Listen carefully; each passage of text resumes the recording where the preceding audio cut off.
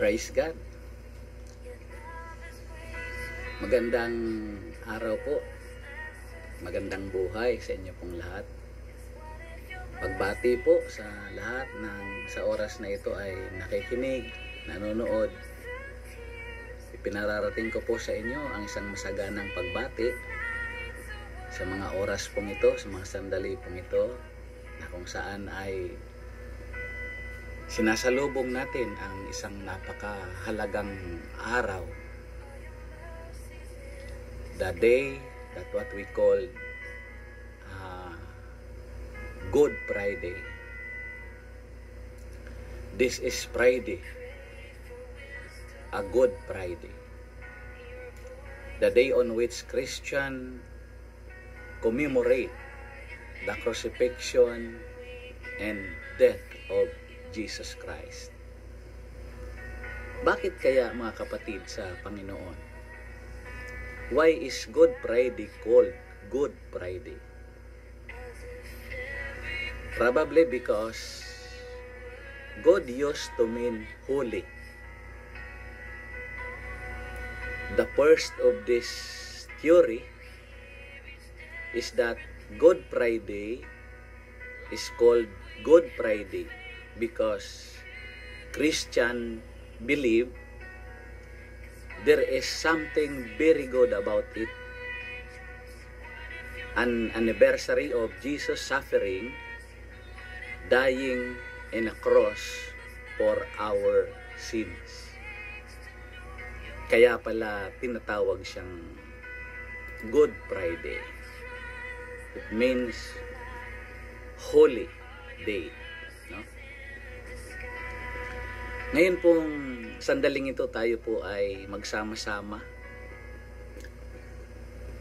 Dumulog tayo, manalangin tayo sa Panginoon upang samahan tayo, gabayan tayo sa mga sandaling ito. Banal na Diyos, makapangyarihang Ama, we pray for blessing. Pinupuri ka namin, pinasasalamatan ka namin ngayong araw na ito, sapagkat dito sa araw na ito ginugunita namin ang ginawa mong sakripisyo para sa aming kapakanan upang kaming lahat na manalig sa iyo, tumanggap sa iyo, maniwala sa iyo, ay dalhin kami sa ganap na kaligtasan. Salamat po sa napakagandang ginawa mo sa amin, Panginoon. You offer yourself for us. Kaya naman, Panginoon, samahan mo kami ngayong araw na ito habang ginugunita namin ang kabutihan mo sa bawat isa sa amin. Purihin ka ngayon at magpakailanman sa pangalan ni Jesus. Amen and Amen.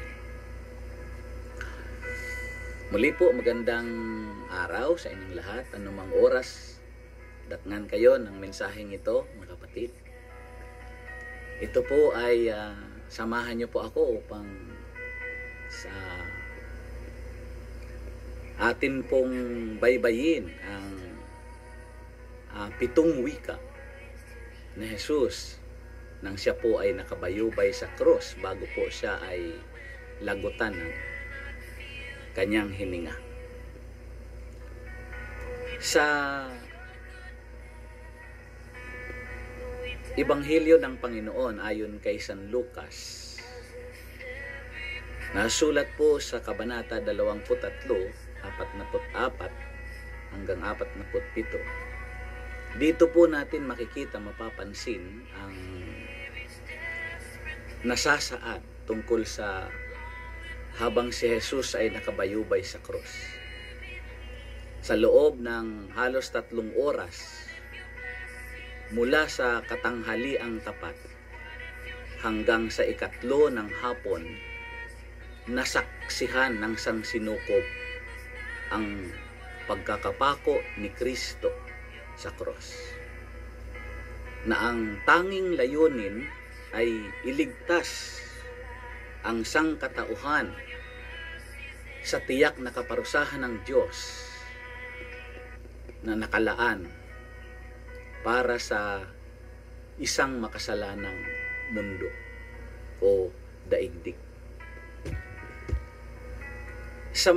Mapapansin natin mga kapatid na sa mga siglong nagdaan hanggang ngayon sa kasalukuyan, ang mga pangyayaring ito sa bundok ng Kalbaryo ay makita nating napakahalaga sa buhay ng bawat Kristiyano at sa kasaysayan ng simbahan ng sanlibutan. At ito'y binigyan ng mga mananampalataya, mga Kristiyano, ng diin at kahulugan. At isa tayo ngayon sa nagbibigay kahalagahan. Pinapahalagahan natin ito. Kung ano man ang nakikitang pagbabago sa buhay ng mga tao, sumunod at sa mga taong nanampalataya sa Panginoong Jesucristo, ito ay nagiiwan sa mundong ito ng isang testimony or testimonya na kailanmay hindi matatawaran ng anumang pangyayari dito sa mundong ito.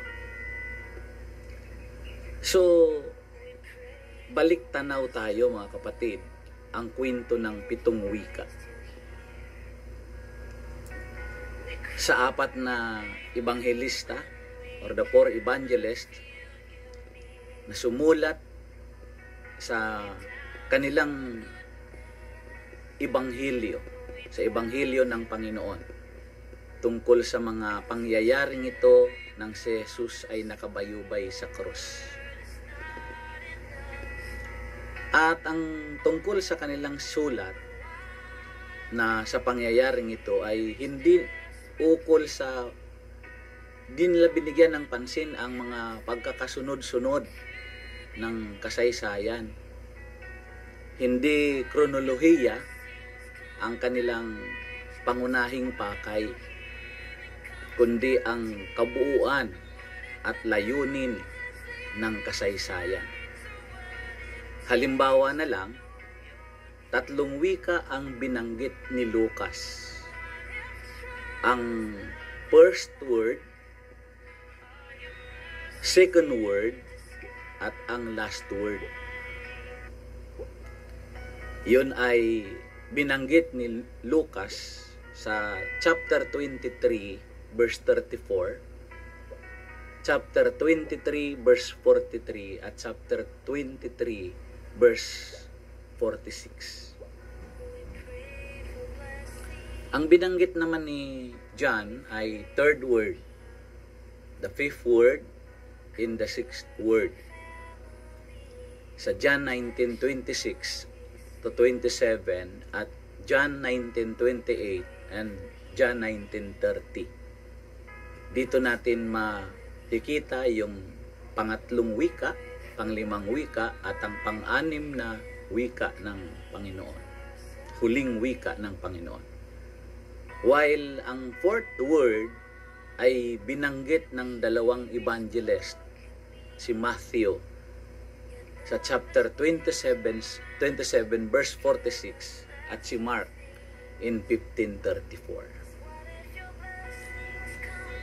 Mayroon bang posibilidad mga kapatid na ang 4 na ebanghelistang ito ay mayroong nakaligtaan? Walang makapagsasabi. Tanging Diyos lamang ang nakakaalam nito.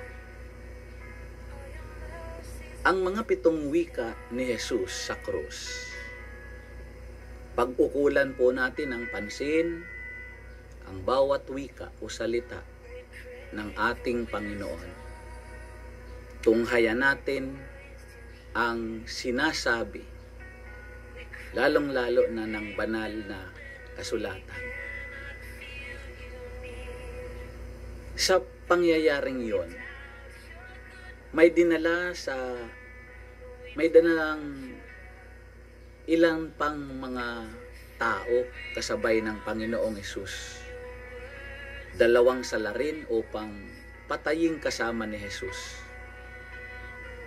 Dinala si Hesus sa lugar na tinatawag na Bungo or Golgotha.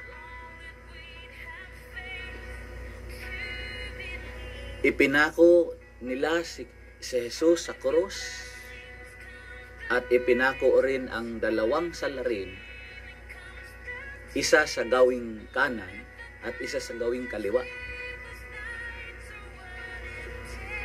At doon naganap ang tinatawag nating 7 last words ng ating Panginoong Hesus, na kung tutunghayan natin ang Lucas chapter 23 verse 24 o 34, dito natin makikita ang unang wika ng ang Panginoon ay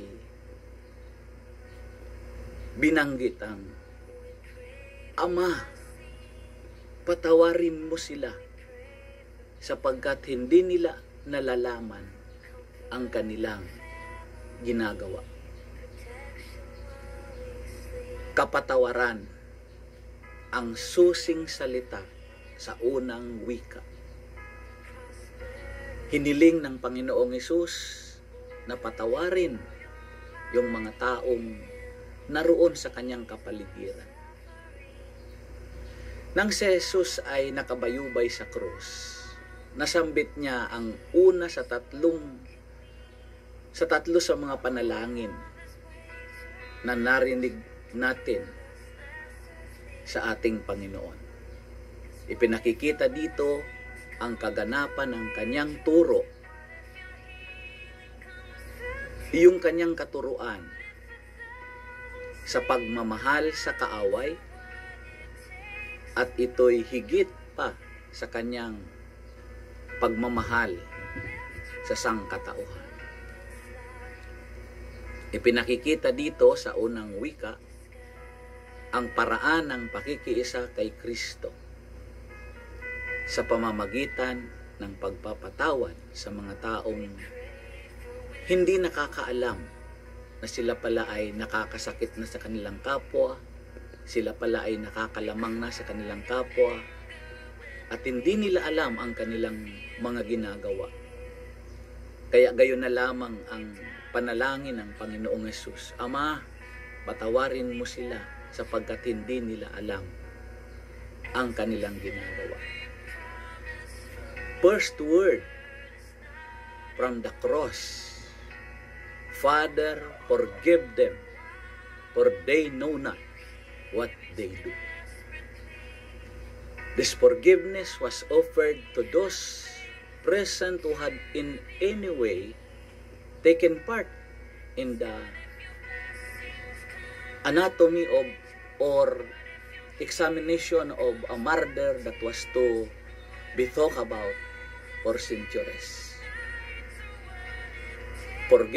Forgiveness to the clever lawyers who were the plot or brought him to bear a cross.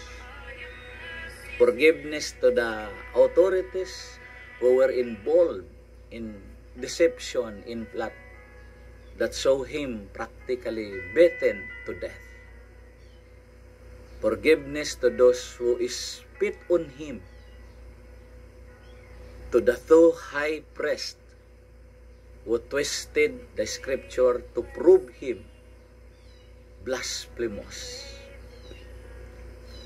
Forgiveness to the teenage girl, the maidservant, who by the power of his words seduced one of his apostles, deny him. Forgiveness to the soldier who were at that moment gambling for his garments. The forgiveness to the people who on Palm Sunday cried out, Hosanna to the Son of David, and were now crying out, crucify him. This compassion of Christ for others this willingness to forgive was not just the last display of a man who did not know what he was doing. This was not just a chance utterance that came to the lips of Christ. All throughout his public ministry, Christ gave example of forgiveness to others. Sa lahat ng kanyang mga pangangaral, sa kanyang mga talk, lagi niyang binigyan ng ini-emphasize niya palagi yung tungkol sa pagpapatawad. He told his apostle that they must be willing to forgive no matter what was done to them. Kahit ano ang ginawa sa iyo, kahit ikaw ang pinaratangan, ikaw ang pinagbintangan, ano man ang ginawa sa iyo, ikaw ang agrabyado. Tinuruan niya ang kanyang mga alagad na kinakailangan kayo ay handa laging magpatawad. I do remember on one occasion, and Peter approached Christ and said to him, Master, do you know what the Jewish law says about forgiveness? Do you know that it says we must be willing to forgive 7 times a day? And Christ turned to Peter and said, But Peter, the law that I am going to give to you is a more demanding one. You must be willing to forgive not only 7 times a day, but 70 times 7 times. In other words, there is to be no limit to the number of times you forgive those who hurt you. No? Walang limit na magpatawad tayo sa mga taong nakasakit sa atin. And it was the same Apostle Peter who learned that Christ meant that he said, for after his denial of Christ, Peter received a glance of forgiveness from Jesus Christ. And this forgiveness of Christ started Peter on the road to his own crucifixion and on the road to holiness. Ito rin ay isang panalangin para sa mga makasalanan, sa mga liko-likong landas, sa mga hindi kumikilala sa anak ng Diyos.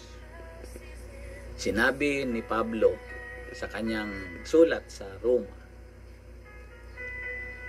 sa Romans chapter 3, 25 to 26, siya ang itinakda ng Diyos na maging handog upang sa pagbububo ng kanyang dugo ay maipatawad ang kasalanan ng mga tao sa pamamagitan ng pananalig sa Kanya.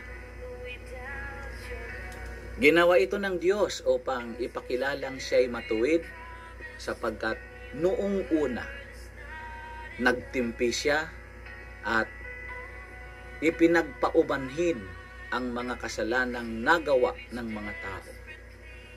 At sa ngayon, pinawalang salas niya ang mga nananalig kay Jesus upang patunayan siya'y matuwid. Sa atin mga kapatid, sino nga ba ang dapat nating patawarin? Yun bang mga taong alam natin na nagkasala sa atin, yung mga tao na nagawan din natin ng pangit, ng masama? Of course, ang mga kaaway at ang mga mahihirap mahalin, yun ang unahin natin na patawarin. Yung mga taong kumukutya sa atin. Katulad ng Panginoong Hesus, ang mga nakapaligid sa Kanya, di po ba yun yung mga taong kumukutya sa Kanya? Di po ba ito yung mga taong ito na nandun sa kapaligiran niya ay maituturing nating kaaway niya?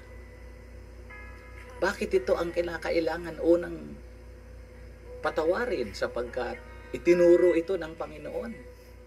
Sa oras na yun ay mahirap yatang yung itinuro mo ay hindi mo magawa. Nung itinuro niya ito sa kanyang mga alagad na dapat patawarin ang mga kaaway, kaya nung nandoon na, he set himself as an example to his disciples na ito yung pagkakataon na makita nyo na yung mga taong kumukutya sa akin ay patawarin. Yung mga taong nakatayo roon, nanonood, nililibak ang ating Panginoong Hesus, yung mga pinuno ng bayan, sinabi nila, iniligtas niya ang iba.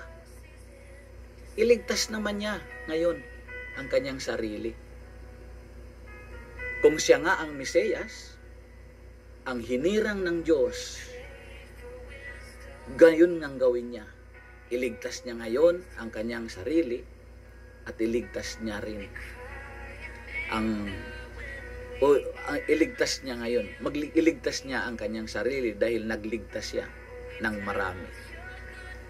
Ganon din ang mga kawal na nagsabi sa kanya, kung ikaw ang hari ng mga Hudyo, iligtas mo ang iyong sarili. At pati na din ang isang salarin na kasama niyang nakabayubay sa krus sa tabi ni Jesus, na ito yung taong ito ay kinukutya ang Panginoong Jesus. This is the essence of forgiveness. Ito po yung kahalagahan ng unang wika ng Panginoon. The key word is about forgiveness. Sa Luke chapter 23, verse 43, truly I say to you, today you will be with me in paradise. Sinasabi ko sa iyo, ngayon din ay isasama kita sa paraiso. Katugunan sa sa kahilingan ng isang nakapakong salarin na kasama ng ating Panginoong Jesucristo. Buong lakas loob ito na dumulog sa Kanya. Jesus, remember me when you come unto your kingdom. Katiyakan ang nasa loob ng wikang ito. No? Katiyakan. Ang ibig sabihin nito ay isang nakahandang pagpapahalaga ng Diyos sa isang nagsisising makasalanan. Maging ito'y nasa binggit ng kamatayan. Ito'y bunga ng pag-uusap ng dalawang makasalanang kasama ni Jesus sa bundok ng Kalbaryo.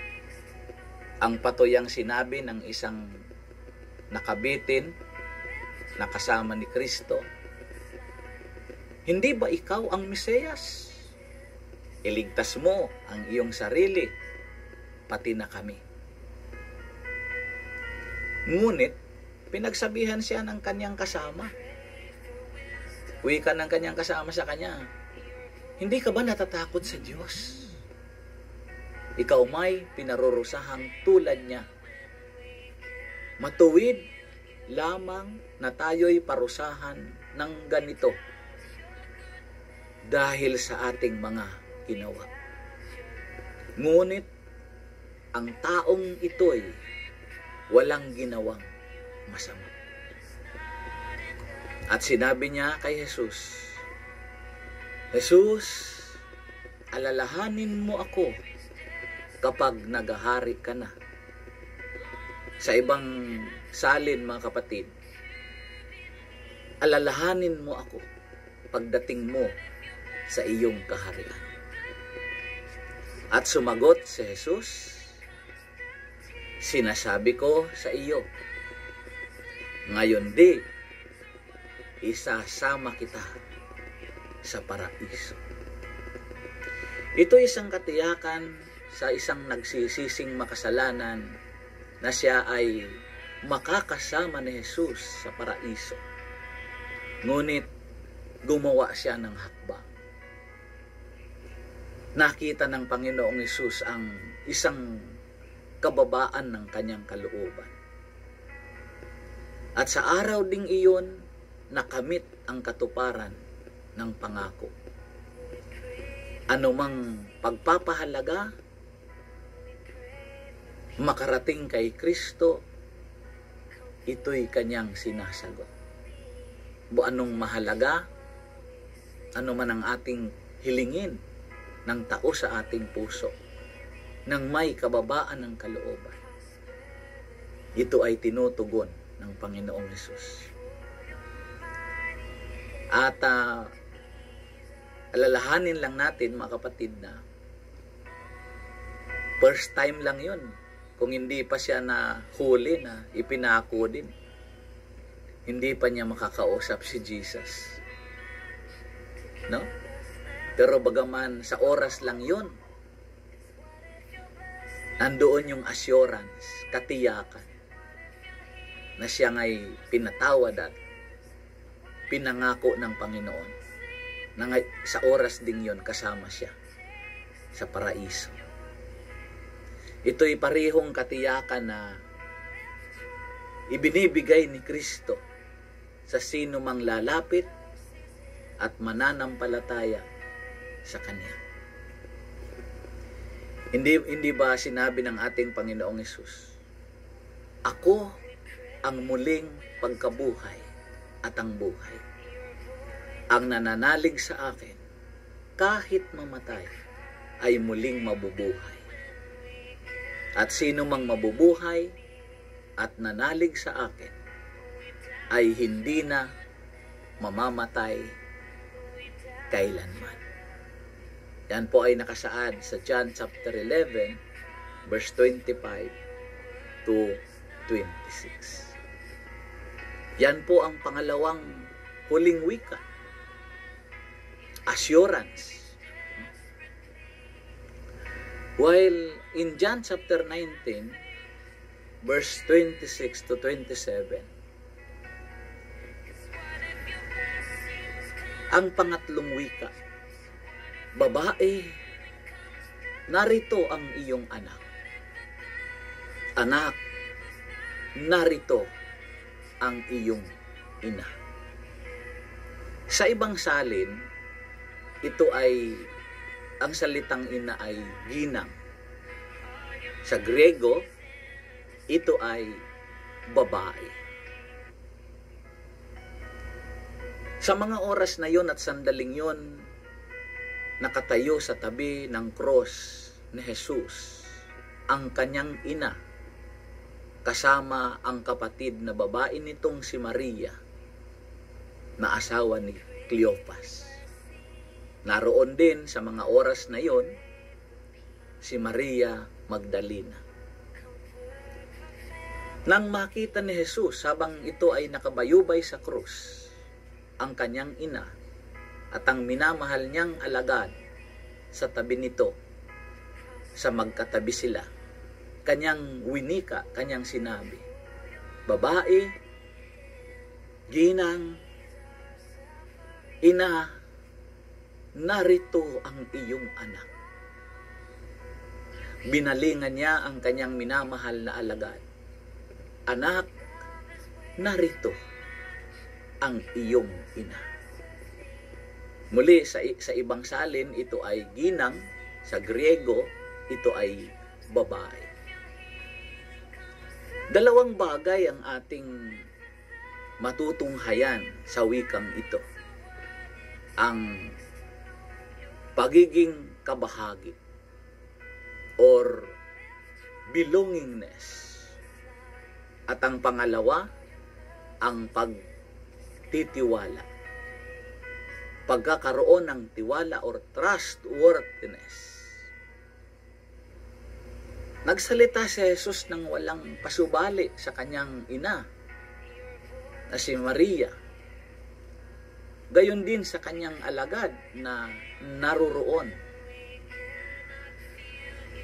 Mayroon pa po bang makahihigit sa isang damdamin at kaganapan na ang isang mahal niya sa buhay ay nasa kamay at kalinga ng isang responsabling tao na mapagkakatiwalaan. Sa atin mga kapatid, kanino mo ihahabilin ang isang ina? At kanino mo ihahabilin ang isang anak? Di po ba? Kundi sa isang taong mapagkakatiwalaan mo. Maliwanag ang ipinapakita ni Jesus kung saan tatayo ang isang tao.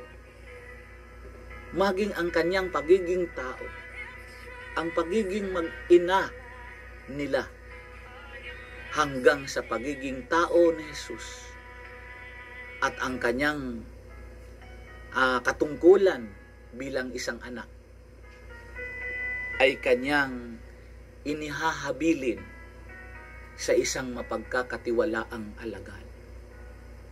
At sino ang ina natin? At sino ang alagad para sa atin? Sino ang ating mga kapatid? Sino ang ating anak? Pakinggan natin ang sinasabi ni Jesus in the book of Matthew, somewhere in chapter 12, verse 48 to 50. Nang minsay si Jesus ay nasa loob ng isang tahanan at nagbibigay aral, nagtuturo. At may pumasok na tao at nagsabing, naririto ang iyong ina at mga kapatid. Sino ang aking ina? Ang wika ng Panginoong Hesus. At sino-sino ang aking mga kapatid? Sa pagkakataon na yun ay itinuro niya ang kanyang mga alagad at sinabi, ito ang aking ina at ang aking mga kapatid. Sapagkat ang sino mang sumusunod sa kalooban ng aking amang nasa langit, ang siya kong ina at siya kong mga kapatid. Sa paligid natin, mga kapatid, napakaraming ina at mga anak na dapat ihabilin sa mga taong pinagkatiwalaan ng Diyos. Sa mga taong pinagkakatiwalaan natin. Kung ang iglesia ay parang ina sa atin, huwag natin itong pabayaan. Ang isang simbahan, kung ito'y ina sa atin, huwag natin itong pabayaan. Ang ating fellowship, ang ating mga gawain, kung ito'y ina para sa atin, huwag natin itong pabayaan. Mga tao, mga kapatid natin, mga kapatiran natin, hindi lamang yung mga taong mga mahal natin sa buhay, kundi yung mga taong nakatatanda sa atin. Mga taong naghahanap ng kalinga natin. Huwag natin silang pabayaan. Kung ang ating mga kabataan o mga ka-prayer partners, mga anak, huwag natin silang ihahabilin sa mga taong mali ang pag-iisip at sa mga taong liko ang katuwiran. Kundi ihabilin natin ito sa mga taong alam natin ang ituturo sa kanila ay mga taong ang pamantayan ay pamantayan ng Diyos. ganito tayo kailangan magmalasakit sa pamilya. At ito ang magandang halimbawa. Pagmamalasakit ni Jesus sa kanyang ina. Pagmamalakasakit ni Jesus sa kanyang mga kapatid, sa mga anak. At mga kapatid sa Panginoon, sa pang-apat na wika. Ang pang-apat na huling wika. Ele, ele, lama sabachthani. Ibig sabihin, Diyos ko, bakit mo ako pinabayaan?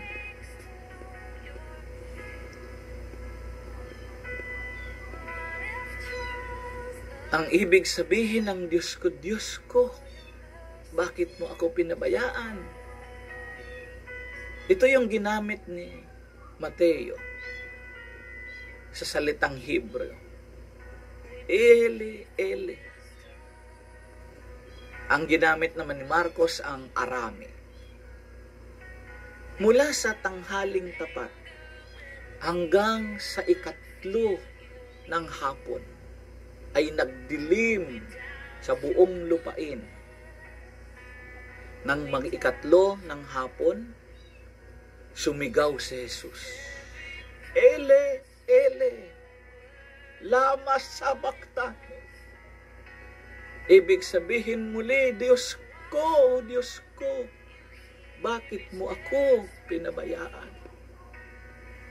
Narinig ito ng ilan sa mga nakatayo roon at sinabi nila, tinatawag niya si Elias. Agad tumakbo ang isa sa kanila at kumuha ng espongha. Tinigmak ng maasim na alak at ipinasipsip kay Jesus. Narito sa ikaapat na wika ang pakikiisa ng nagkatawang taong Diyos sa mga tao, or the identification with men. Pakikiisa ng Diyos na nagkatawang tao. Ito'y isang panaghoy ng naghihirap na makikita natin ito na sinulat ni David sa Salmo chapter 22 verse 1. Kasing tunog ng kaniyang binanggit, Diyos ko, o Diyos ko, bakit ako pinabayaan? Ito'y isang katuparan ng isang kalagayan sa lumang tipan. Bilang Hudyo, sa mga sandaling iyon, actually alam ni Jesus yung nagaganap. At ngayon, makikita natin ang ibig sabihin, isang panalangin tanong na nagmumula sa puso ng isang taong nasa bingit ng kamatayan. Nasa gitna ng kahirapan. Ito'y hindi tanong ng pagdududa. Ito'y isang panaghoy na humihingi ng kapayapaan at katahimikan. Ito'y hindi actually maintindihan ng mga nakarinig sa kanya.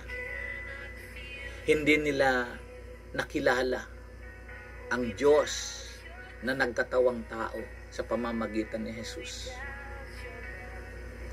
Ang kanyang panaghoy ay panaghoy ng sangkatauhan. Isang panaghoy ng buong nilalang. Isang panaghoy ng bawat taong nakakadama ng hungkag na kalagayan.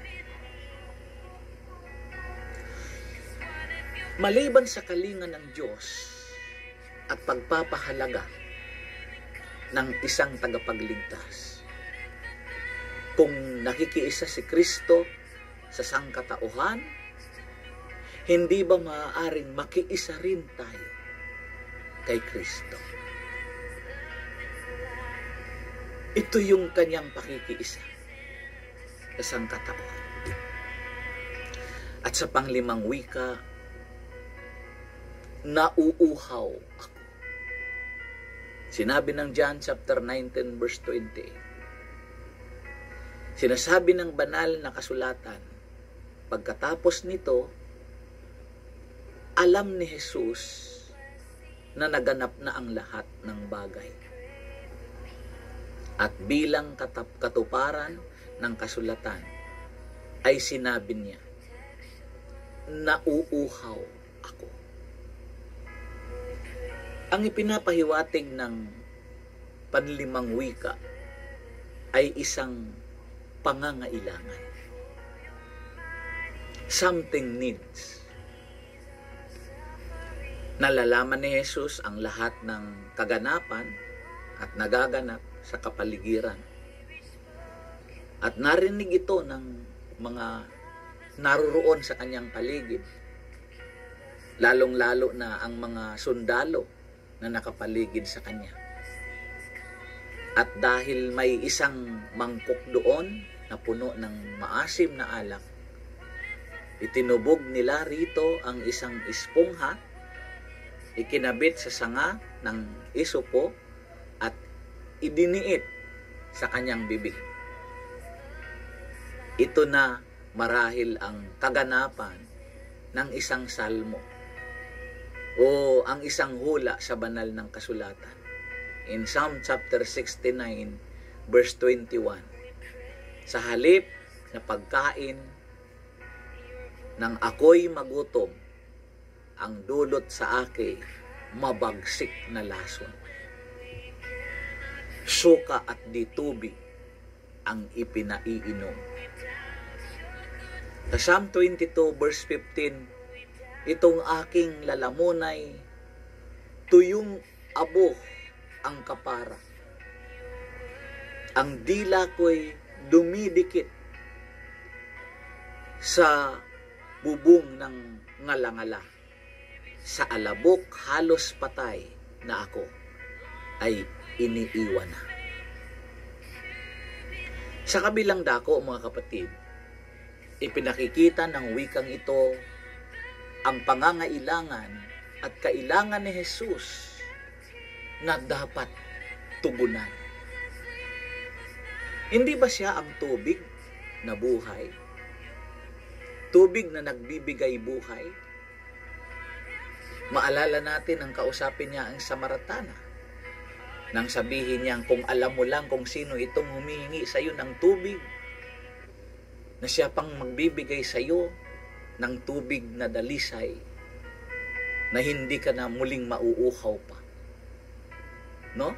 Bakit ang tubig na buhay, na buhay, ay ngayon ay siyang nauuhaw? Kagaya ito ng sinabi ng isa sa mga nakabayubay sa tabi ng Panginoong Hesus, kung ikaw ang Kristo, ibig sabihin, tagapagligtas, iligtas mo ang iyong sarili at iligtas mo rin kami. Nangangailangan ito ng isang pagtugon upang mapawi ang kauhawan ng Panginoon, kauhawan na mamatay para sa kasalanan ng daigdig. Ang kinakauhawan pala niya. Alin ang kinakauhawan niya? Ang kinakauhawan niya ay ang mamatay para maligtas ang mga tao, mailigtas sa kanilang kalagayan. Ito yung kanyang kinakauhawan. Kinakauhawan ng Panginoon na mamatay para sa kasalanan ng daigdig. Ang kanyang uhaw ay mapapawi lamang. Kaya kung gusto natin mapawi ang kanyang kauhawan, mapapawi lamang ang kanyang kauhawan na ito sa pamamagitan ng ating pagsuko. Let us surrender ourselves to God. At manalig tayo sa Kanya. Manampalataya tayo. Ito ang Kanyang kinauuhawan. Yung ating pananampalataya. Yung ating pagsuko sa Kanya. Yung ating pananalig. Pananampalataya na dapat ating taglayin hanggang sa dulo ng ating buhay. Ang bawat isa sa atin ay may mga pangangailangan din.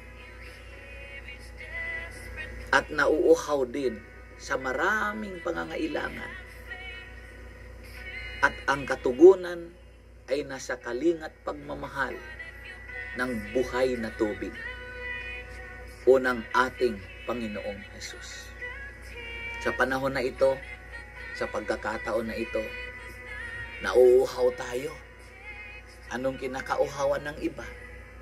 Nauuhaw ng lumabas. Nauuhaw ng maglakwatsa. Naka-quarantine tayo ngayon. Ano man ang kinakauhawan mo, kapatid, ang tiyak na katugunan niyan ay nasa kamay ng ating Panginoong Hesus. Baybayin natin sa mga sandali pong ito ang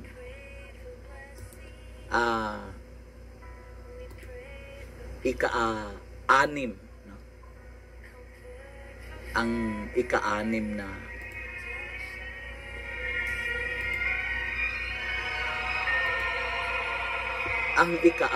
wika.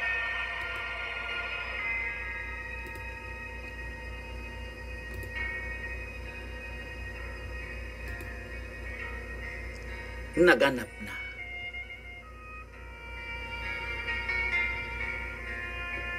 May isang mangkok doon na puno ng maasim na alak. Itinubog nila ito, ang isang espongha, ikinabit sa sanga ng isupo at idiniit sa kanyang bibig. Nang masipsip ni Jesus ang alak ay kanyang sinabi, naganap na. Sa Greek word, binanggit ito ng Panginoon, teleo, meaning bring to an end or discharge a death. Or in English translation, meaning paid full. Ang wikang ito ay isang sigaw ng tagumpay. Ipinakikita dito ang kaganapan ng isang layunin at adhikain sa buhay, bagamat ito'y nagtatapos sa isang kamatayan.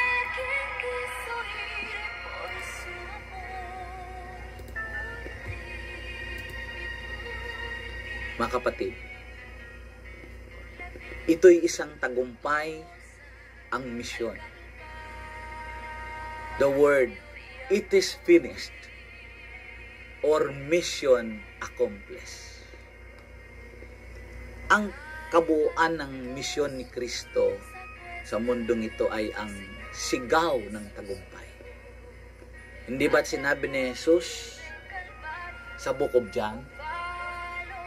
In John chapter 10, verse 10, paragraph B, naparito ako upang ang mga tupay magkaroon ng buhay, isang buhay na ganap at kasiyasiya.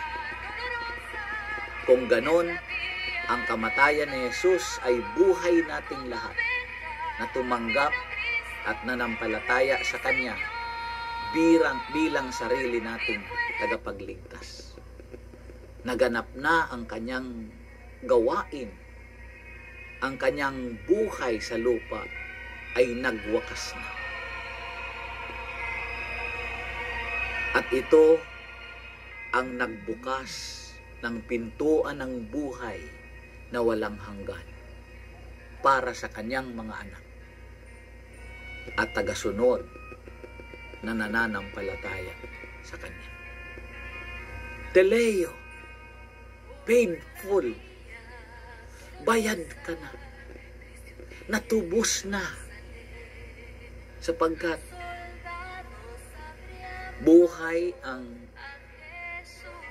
ipinangtubos sa buhay na naisangla. Teleo, painful, it is finished, naganap na sa huli at sa pinakahuling wika. Sa Luke chapter 23 verse 46. Mga kapatid, ikalabing-dalawa ng tanghali, nagdilim sa buong lupain hanggang sa ikatlo ng hapon. Nawalan ng liwanag ang araw, at ang tabing ng templo, napunit sa pinakagitna. The veil, no? Napunit ito sa gitna. At sumigaw ng malakas si Jesus, Ama, sa mga kamay mo'y ipinagtatagubilin ko ang aking espiritu. Ang panghuling wika ay isang panalangin ng pagtatalaga. A prayer of commitment. Itinalaga ni Jesus ang kanyang espiritu sa kanyang Ama. Ito'y nagpapaalala sa atin sa isang panalangin ni David na nagsasaad ng buong pagtitiwala sa kamay ng Diyos. At ito ang matutunghayan natin sa Salmo 31 verse 5. Kupkupin mo ako at iyong ingatan. Ang pagliligtas mo sa akin ay pakamtan. Ikaw ang aking Diyos na dapat at tunay. Sa mga sandaling iyon, mag-ikatlo ng hapon nang mahati ang kortina sa templo. Ang kortina ang naghihiwalay sa dakong kabanal-banalan at dakong banal. In between the holy place and the holy of holies. Yun ang sinasabi ng Hebrew chapter 9 verse 2 to 3. At ang ginagawa ng mga pinunong pari o ng mga matataas na saserdote, ang pwede lamang pumasok sa dakong kabanal-banalan or sa Holy of Holies. At ito'y minsan lamang nilang ginagawa sa isang taon, once a year. At ang dakong banal, ang siyang lugar na ginagamit naman ng mga pari upang ganapin nila ang kanilang mga pang-araw-araw na tungkulin. Yan ang binabanggit sa Hebrew chapter 9 verse 5 to 6. Nasa dakong kabanal-banalan, ginaganap naman ng punong saserdote ang isang napakahalagang bagay. At alin yun, mga kapatid? Alin yung napakahalagang bagay na yun na tinutukoy ko? Sa Hebrew chapter 9 verse 7, mababasa natin ito. Ngunit tanging ang dakilang saserdote ang nakakapasok sa ikalawang bahagi at minsan lamang sa isang taon. Siya'y may dalang dugo na inihahandog sa Diyos dahil sa mga kasalanan niya at ng mga tao. Kasalanang nagawa nila ng hindi nila nalalaman at mga kasalanang sinadya nila. Noong mamatay si Kristo, nagkaroon ng malaking pagbabago sa templo. Mayroong pangyayari na kakaiba, nakakamangha. Nahati ang kortina sa loob ng templo. Nawala na ang paghihiwalay sa loob ng templo. Ang dakong kabanal-banalan at ang dakong banal. Ito ang ating makikita na nasusulat sa Hebrew chapter 7 verse 26 to 27. Si Jesus kung gayon ang dakilang saserdoteng tutugon sa ating pangangailangan. Siya ay banal, walang kapintasan o kasalanan. Nahihiwalay sa mga makasalanan at matataas pa kaysa sang kalangitan. Hindi siya katulad ng ibang mga dakilang saserdote na kailangang maghandog ng mga hain araw-araw, unay para sa sarili nilang kasalanan at pagkatapos para sa kasalanan ng mga tao. Minsang naghandog si Jesus at iyay pang magpakailanman. Nang ihandog niya ang kanyang sarili. Ang kahulugan ng buhay at ang lahat ng gawain ay magtatapos sa diwa ng misyon ng ating Panginoon at ang banal na buhay ng mga mananampalataya. Ipinakikita ng mga huling 7 wika ni Jesus sa krus ang kabuuan ng misyon ng Diyos sa pamamagitan ni Kristo. May napapanahon na tagubilin si Pedro, isa sa mga alagad ni Jesus, noong sinabi niya, ang pagtitiis ng hirap ay bahagi ng pagkahirang sa inyo ng Diyos.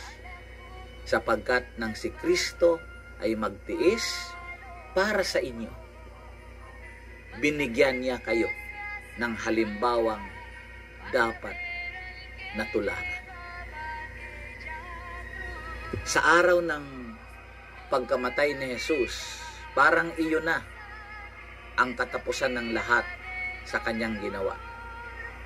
Sa araw ding iyon, nagsimula ang isang uri ng bagong eksodos. Pag-exit, paglabas, ang paglalakbay ng maraming tao sa kanilang pananampalataya.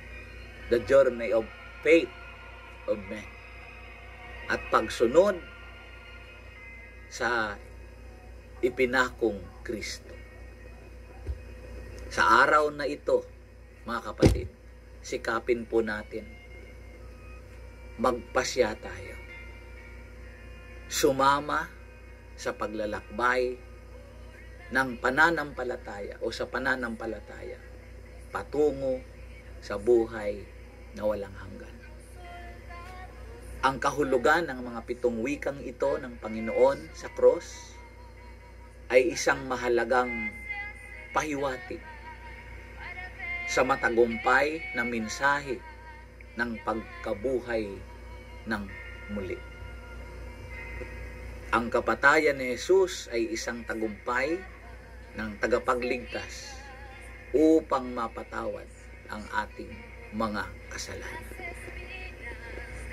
Ang huling 7 wika ay pintuan sa malawak na biyaya at pagmamahal ng Diyos na hahantong sa kapatawaran ng kasalanan ng lahat at higit sa lahat sa buhay na walang hanggan. Kapatid sa Panginoon, pagnilayan natin ngayong araw, ipagpasalamat natin higit sa lahat ang kabutihang ito na ginawa ng Diyos para sa atin. Sama-sama po tayong manalangin. We know, Lord, that through Christ Jesus, this prayer is acceptable to you. Thank you, God, for this opportunity to study your words, most especially your 7 last words. Strengthen our faith, Lord. Continue to change our hearts and lives, and to fill us more and more with the joy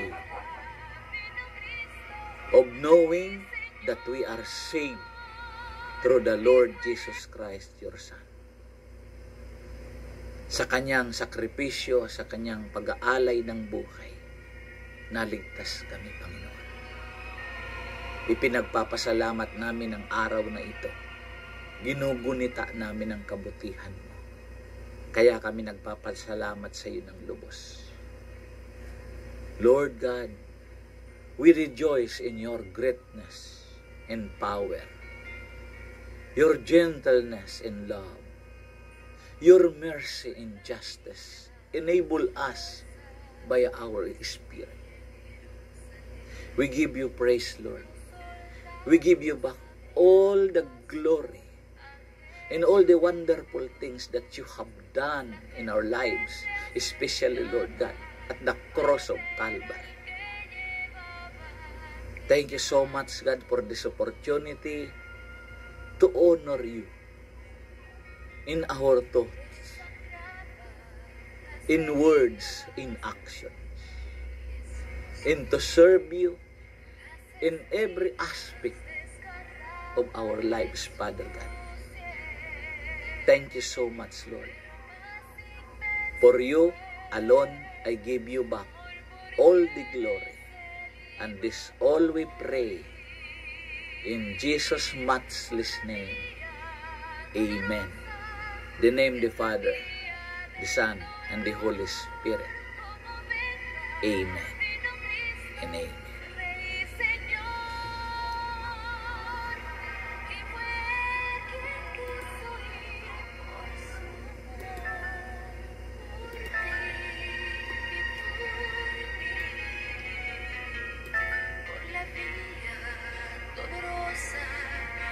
Praise God. Muli po, magandang araw po sa inyong lahat. Blessed Good Friday. At biyayaan tayo lagi, samahan tayo lagi ng Panginoon sa buong mahal na araw na ito hanggang sa kanyang muling pagkabuhay. Ito po ang inyong kapatid, kaibigan. Binabati ko po kayong lahat. Pagpalain po tayo ng Diyos. Brother Ted Saragosa Pantoja. Sa Indo po, Gabos. Diyos mabalas.